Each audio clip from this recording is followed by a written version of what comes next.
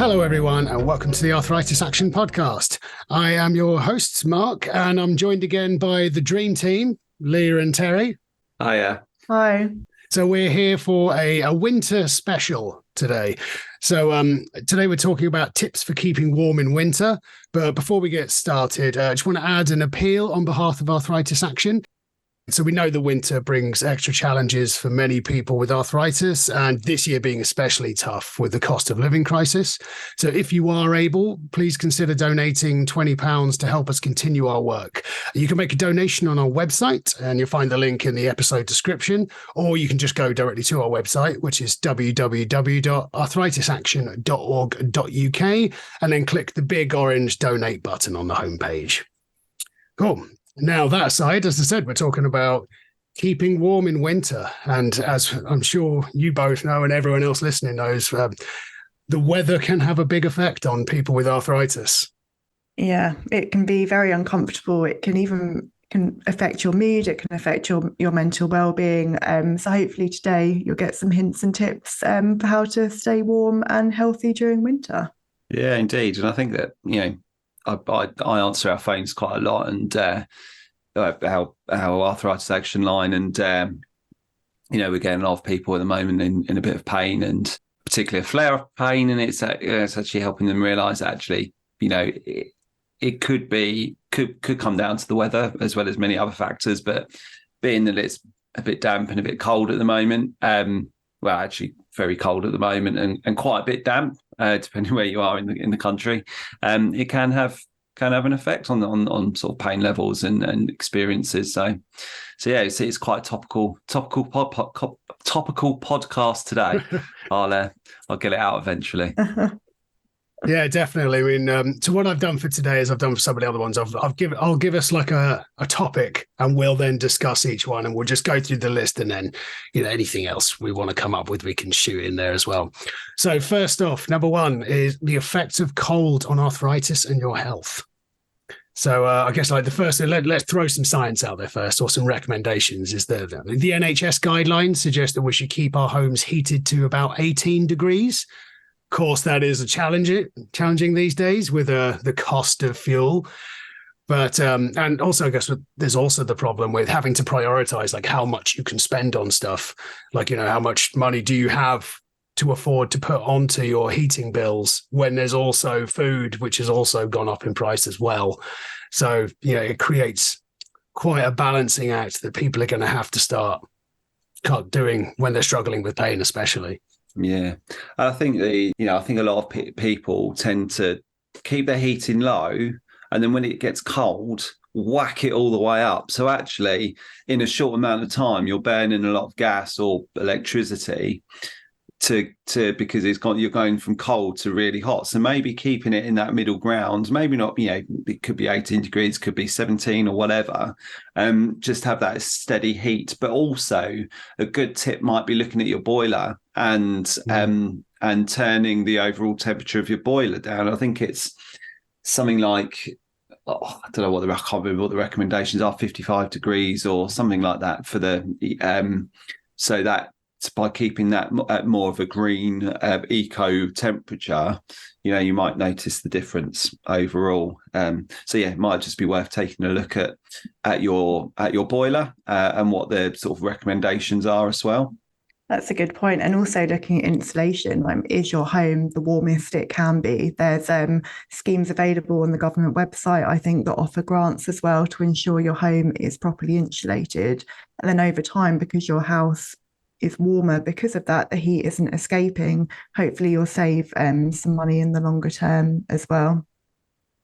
There are also a lot of different things you can do as well as that, I think, because some of those are still quite high in cost sometimes with if you make any modifications to your house, or if you have to maybe change your boiler. Obviously, a nightmare time of year to change your boiler. I imagine everyone, if it's going to pack up, you'd want it to pack up in the summer, but unfortunately we're not all that lucky. As I think that happened to me last year as well. So I had to redo that one. That wasn't fun.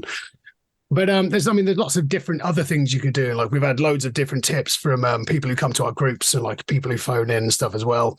Like things like hot water bottles are always like a nice, simple, affordable one that people can do. And I was saying the other day when I was chatting to some people in a group that my knowledge of hot water bottles is like, it was so out of date until recently, because I just used to think of like, the regular rectangular thing with like a plug on the end of it. And that was as far as I knew, that was kind of hot water bottles. But the amount of shapes and sizes and stuff like that are coming these days, there's one for every purpose and every body shape and type and everything now. It's really impressive.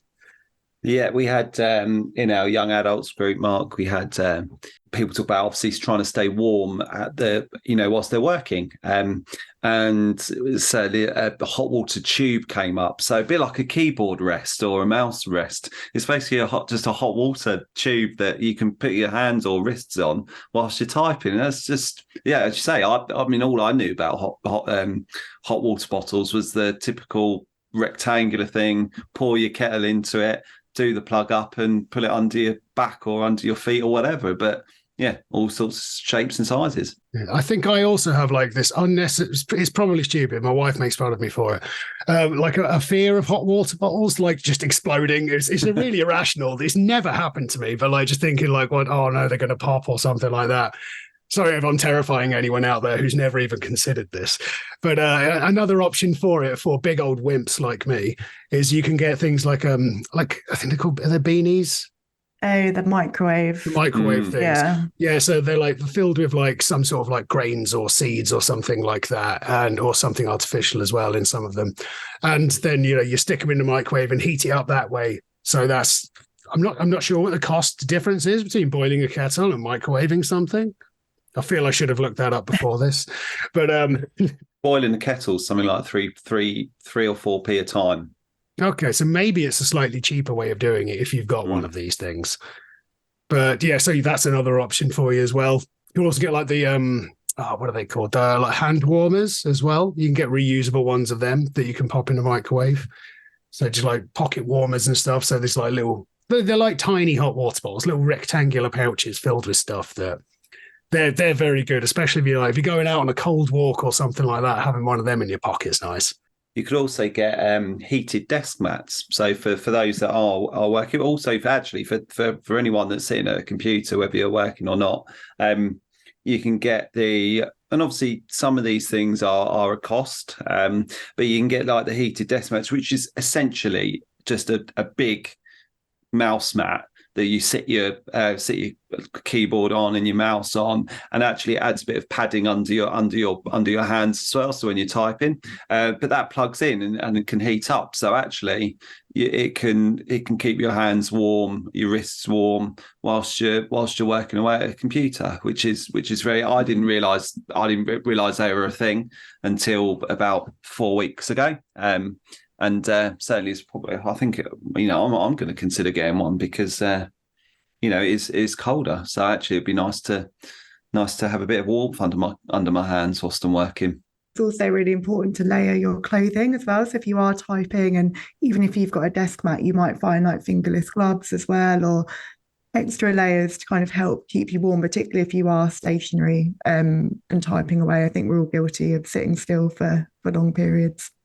I find when I'm working in the winter, my hands are usually the first things to get cold. I guess because they're like slightly elevated, aren't they, when they're on a keyboard or something like that? So if even if you're in an office or if at home or anything like that, I always find that's the bit of me that gets like coldest. So I'm into a heated mat now. That sounds great. I might ask for that. I'll put that on my Christmas list or something. There's also sort of technology can be a friend, but some of this is costly. You can get sort of smart valves for your radiators, but they are expensive and they only really work if you have them on every single radiator in your house. So if you're alone in your house, or for example, myself, I work from home a few days a week. So if I'm in the study all day every day and there's no one else in the rest of the house, it's silly putting the heating on. So with smart valves, you can just turn on your radiator in the room that you're in, but very costly. Or alternatively, get yourself a little oil like radiator that you can plug in or something just to keep. And obviously, you are using some electricity there, but there's all sorts of things that you can look at to to help stay warm. And if it's if it helps, and staying warm is important, so it's worth considering those things as well. I've got my favorite thing is I've got a big thick cotton poncho. So like when you can always tell if anyone comes to a meeting with me or something like that, when my house is cold because the poncho's on. and then it's really good though, because one, it doesn't take, if you have any issues with your hands or anything like that, then you can just slot it over your head and it's nice and easy. But it does free up your arms to do stuff as well. So that's and it doubles up as a blanket, which I believe my cat is currently sitting on. So useful for that as well. Get a cat on your lap as well. That's a brilliant warmer for you as well. Yeah, natural hot water bottle, that is. Yep. Yeah. Warming each other. You both win on that one. Exactly. I suppose other little sort of like tips we give, I suppose, with things like as you've said, like with the heating in the one room, like making sure things like lights and stuff, just to like reduce the overall energy cost. Like, don't leave lights on, you don't need to, don't leave plugs turned on, you don't need to. That's something I've always been really guilty of, is like, like you boil the kettle and then you make your tea and you leave the room, but you don't turn the switch off on there as well. But we're doing this podcast in the winter, and it's a special time of the year for some, and people have got lights on all over the house, all decorated on trees and outside their home. So it's so I think be mindful of that as well. So don't leave sort of decorative lights on on all the time. It's just obviously worth considering these things. It's nice to have, but again, it's if it helps you maybe keep your heating on for a little bit longer, or turn the unnecessary electric off. Yeah, definitely. I think if you've got, obviously everyone's got a different budget and a different price range and all that. So it's all about fitting it to your means. Like, how much do you have to spend on all of these things? If you got the money, great, leave your lights on all the time. That's fine. Maybe you also for other lights in your house as well. You get like LED light bulbs, which I think they tend to last longer as well. Actually, they do, yeah. So use less energy and they last longer. So little things like that, even if not for now, maybe get them at some point during the year or something like that, so you're all kitted out for next winter. Because I think one good thing to do is always remember, you might not be able to solve all the problems now, but if you start thinking about some of these wintry things now, they're a bit cheaper when it comes to the warmer weather. So plan ahead for next winter, so that maybe you can get things like hot water bottles and heated things maybe in the summertime when they're cheaper, because people don't want them as much. So, because obviously things like that will come at a premium right now, because the demand is there, because that's how it works.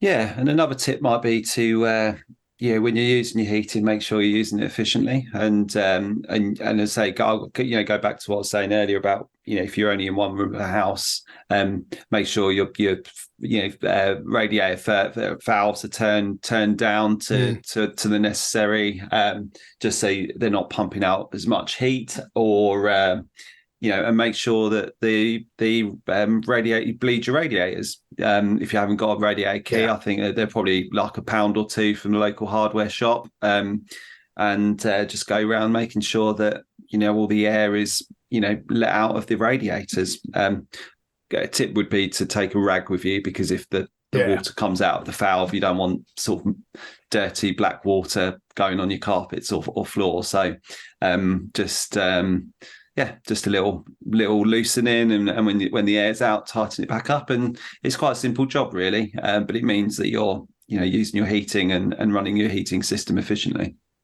Excellent. So let's move on to another topic now then. So we covered the house nicely there. How about exercise and activity? For a change, we're going to be mentioning exercise and activity. I feel like we never talk about it. Yeah, and we'll soon move on to pacing and resting when we talk about exercise and activity. It is hard, I think, but the last thing you want to do when you're cold, I think, or if you've been in the cold all day, you come home and you're not very comfortable, sometimes the last thing you want to do is exercise. But keeping active in the winter is still really important, because you're able to warm yourself up, you're keeping your muscles moving, and it can maybe improve your overall well-being a little bit, doing a few stretches, doing something that works for you. So it is really important, because the more you sit still, the colder you're going to get. So really important to keep moving. And also, as we've said, again, I am going to be repeating things we've said loads of times, but when you have arthritis in a joint, the stronger the muscles are surrounding it, the less pain you'll experience, the more mobility you'll have.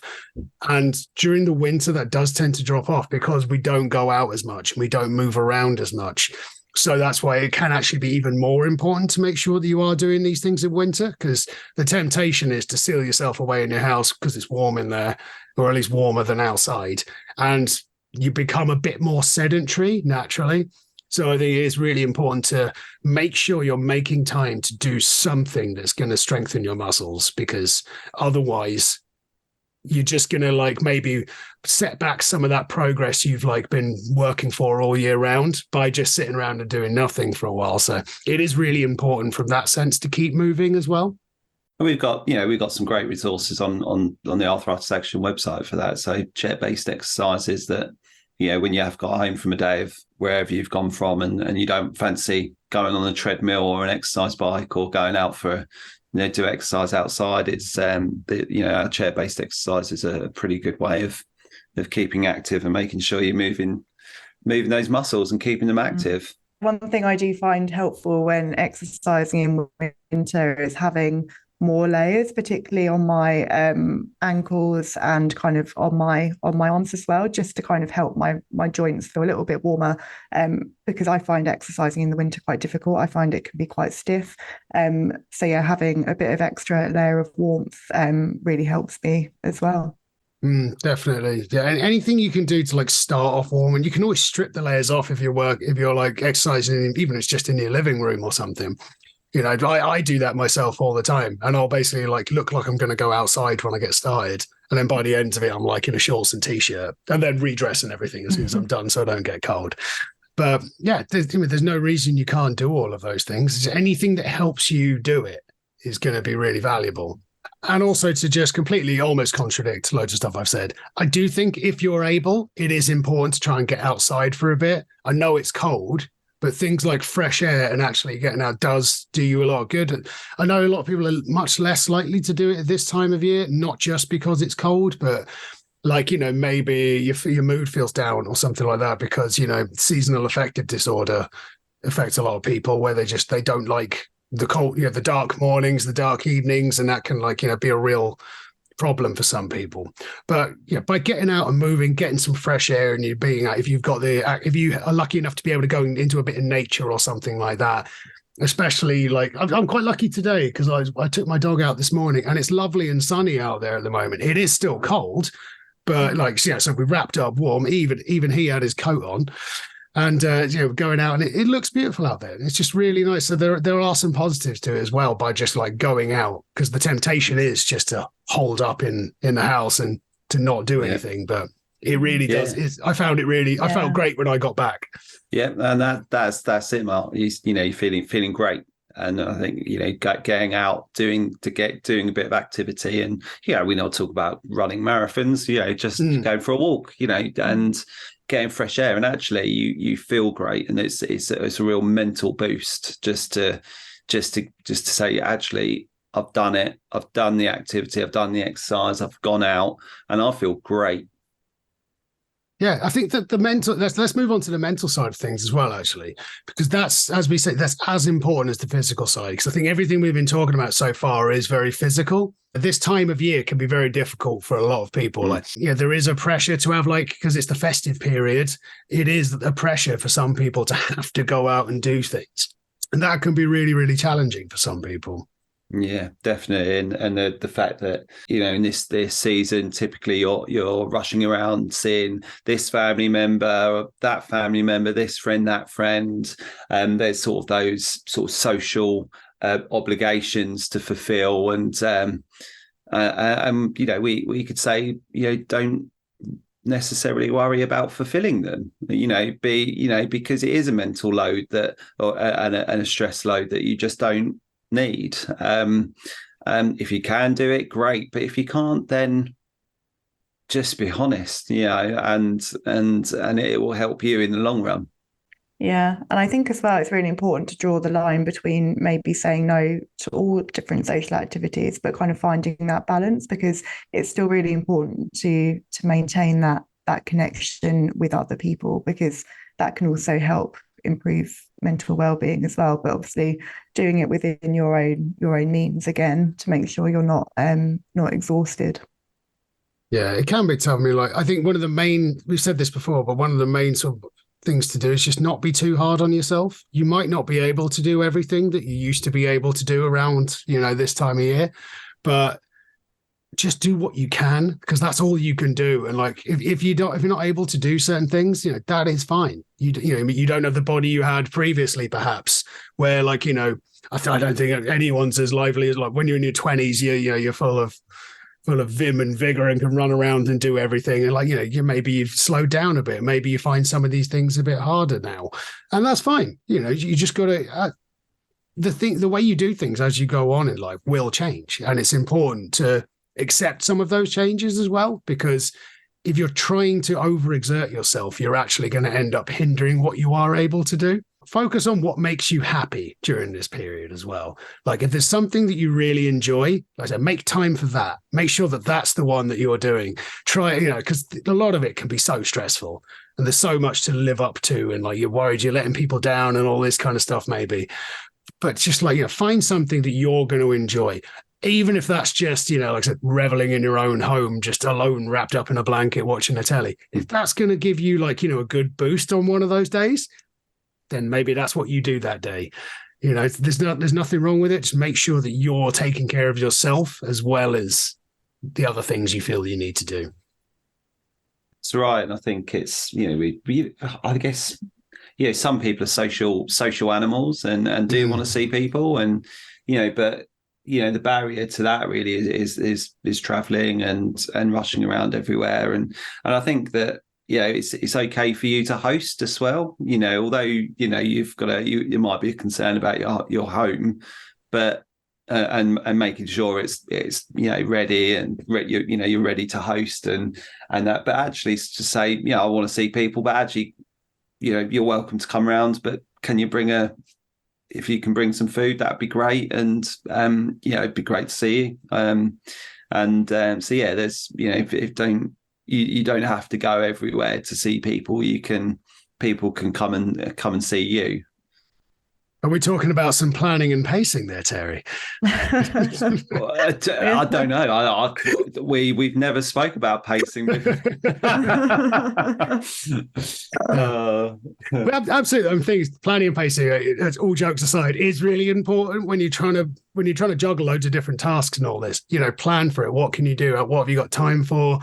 Use the weather forecast as well. Is it going to be really, really cold and really icy or something the next day? So maybe do some of the other stuff you've got to do on your list, and just try and plan around these things as well. Like, because the weather is a big factor at this time of year, of course. So plan around it as much as you can. That's right. As we're talking about the festive period, there is one thing that somehow we have not yet mentioned, which is food. Because obviously, so when it comes to wintertime, that becomes something everybody wants, is a bit of food. Well, actually, we want food all year round in general, but there's much more of an emphasis on food around this time of year. Definitely. You've got to keep yourself warm, haven't you? And there's ways, like different types of foods are going to, like, you could have like soup, stew, anything really that can is warming and is wholesome. And another thing, we were talking earlier about prep, having that preparation for winter, having batch cooked dinners and put them in the freezer. So if you're not feeling up to it, if it's a bit dark, it's a bit cold, but you still want something hot to eat, it's saving you time and energy just to be able to defrost that and eat it. That's something that can be helpful. We've spoken a lot in our young adult group about slow cookers. Obviously, there's less effort there. It kind of, apart from like chopping and putting everything in there, there's very little that you have to do. You can kind of come back at the end of the day and it's done. You've got something hot. You've got something healthy as well. So focusing on good wholesome meals that are going to make you feel warm, but at the same time, there's tins of soup that you can put in the cupboard. So we're not saying that you've got to make everything from scratch, but making your life easy. I'm getting hungry just thinking about thinking about this now. We've only been talking about food for about 30 seconds. That's why we've got to talk about this I towards just the end of the imagine. podcast. If we talk about the beginning, we're just going to wrap up real quick and go and Yeah, have lunch. exactly. I think the good thing about the slow cookers is you can if you can prepare it in the morning. If you wake up and think, oh, actually, this is the best time of day for me to be chopping food or preparing food or whatever, chuck it in the slow cooker and then just leave it to cook all day. And just imagine, right, this is a real feast for the senses, right? Imagine you go out and you come back like midway through the day and there's just that smell just permeating where you live, and it's so good. I just love slow cookers. Yeah, they're great. And you can chuck some dumplings in there, but that's not necessarily healthy. But you're allowed to treat every now and then. And some lentils. Just chuck some lentils in. Lentils are good. Yeah, they're low cost as well. That's another thing. Like when you do like batch cooking, if you can do it with like things like lentils and pulses and stuff, you get a lot of nutrition out of them, but also they're dirt cheap. And not that I'm stingy, but I am stingy. So I really like things like that.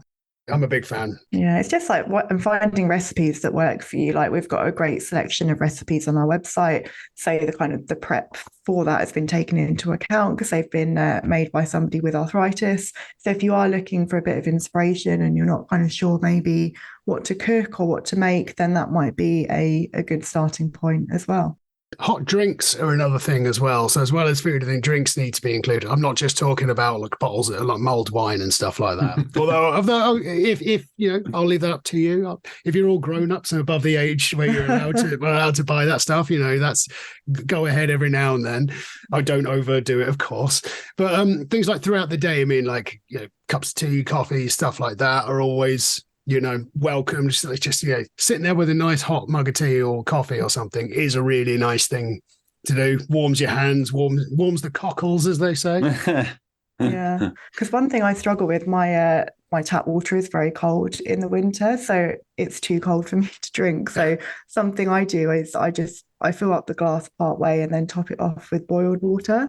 The taste is a little bit weird to begin with, but it's much more comfortable and kind of encourages you to stay hydrated if what you're drinking isn't making you freeze from the inside. You can do hot squashes as well. So if you're not don't like tea and coffee, you can get and still need that liquid intake. It's nice hot squash. I haven't had hot squash for years. I used to call it hot bean when I was a kid. Like hot rye bean. You can also get like if you're not a fan of mulled wine or you steer clear of alcohol, because there are some people where alcohol does have an adverse effect on their arthritis. There's things like mulled punch you can buy, which is like not alcoholic punch, but just basically a fruity drink that you can sort of warm up, or obviously mulled fruit punch, which is really nice as well. Just an alternative to mulled wine at this time of year. One thing I am drinking at the moment actually is I've got a mug of just hot water, just like boil the kettle, poured it over some fresh ginger. So it's like bought this like massive, like big old knob of ginger and just like cut a couple of slices over that, and that'll do me for like the rest of the day. I just keep refilling it. So that way it's just really tasty, and it avoids the fact that I love coffee and I'll happily drink it all day, but I'll probably have a massive headache by about 11 o'clock, when you have too much caffeine. And so, it's a nice way to like avoid that. Of course, you can have decaf coffee or decaf tea or herbal teas or whatever it is you like. But that's my current winter favorite at the moment is a mug of ginger tea, I guess it's called really, but it's just a couple of slices of fresh ginger in there, which are dirt cheap, especially if you buy like a big block of it. And you just keep refilling it over and over again. It will last the day. Sounds good. I'll have another one as soon as we're finished here. I'm really enjoying it. Cool. So last thing we're going to talk about today, in the online groups we've been doing recently, we like to have a topic for all of our online groups for each month. So every time we do an online group, each month we'll have a topic. So this one for when we're recording it in December is gadgets and aids.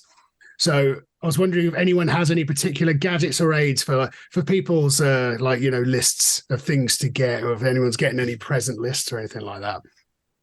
I think it's the heated desk mat. I think that's that's the one outcome of this podcast. But I think anything for me would be anything that keeps you warm, whether that's a blanket, whether that's a heat pad, anything really. If you're able to kind of get that as a gift, I think they're all really useful. Yeah, we were chatting earlier, like before we were recording, about some of the different stuff we've had at these groups, and there's basically a heated everything now. Everything like heated socks, heated jackets, heated gilets, heated trousers, like ones that are like USB powered. You can plug them in and they heat up, or they've got like portable battery packs.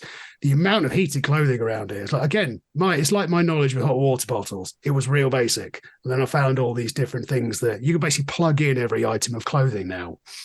Yeah, I make myself sound so old, don't I, when I describe these things? I guess the low tech alternative and cheaper alternative to that is thermal clothing as well. So yes. Something else to think about. Thermal clothing. And also just think about, obviously, you talk about gifts and that.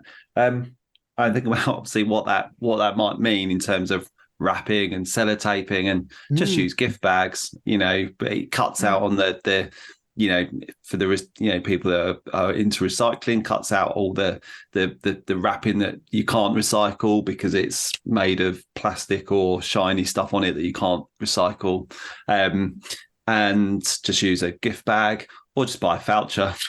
Just buy a voucher. Also, if you're going to be wrapping, use tape dispensers that aren't fiddly, that you have to try and get the tape off the roll, and just use a tape dispenser to make things a bit easier. But yeah, I think gift bags all the way. You can put the gift in that. Don't worry about wrapping it, and that cuts down on cost of wrapping paper as well. Yeah, we're a big fan of those in my family. So in my cupboard under the stairs, there are loads of gift bags, which were basically the ones that were given to me last year, which I've hung on to. Which, sorry, parents, that means you're going to be getting your gift bags back. And I imagine I'll be getting my ones back. And then we're basically swapping each year. So that way, to avoid, because I don't like throwing stuff like that away. I'm one of the people who's big into being very eco-friendly and recycling. So things like that, I think, are a really good way. And as you said, you don't have to wrap anything. It's much easier.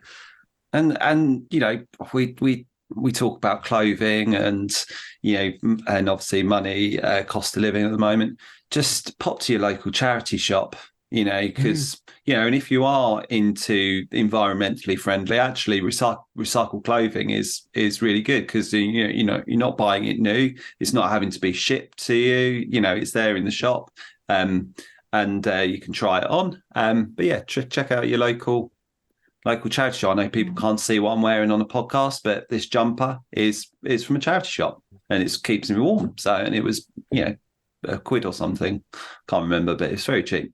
Excellent. So I think we've kind of covered everything we need to really there. I think we'd like to, obviously we'd like to wish everyone a happy time of year, Christmas, Yule, Hanukkah, whatever you're celebrating. If you're celebrating, if you're not celebrating anything at all, just maybe enjoy your time off of work. If you don't have any time off of work, hope you're enjoying whatever it is you're doing. And, wish you all the best. And thank you for listening to this podcast all year round. We really do appreciate it.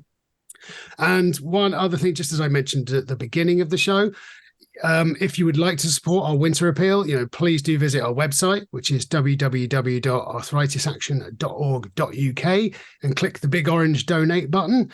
And just £20 can help provide tailored support and advice to those affected by arthritis. And also, we've got the email address for the podcast, should you want to ask us anything, or if you want to know any more about anything we've spoken about on this episode, do let us know. We'll happily answer anything we can.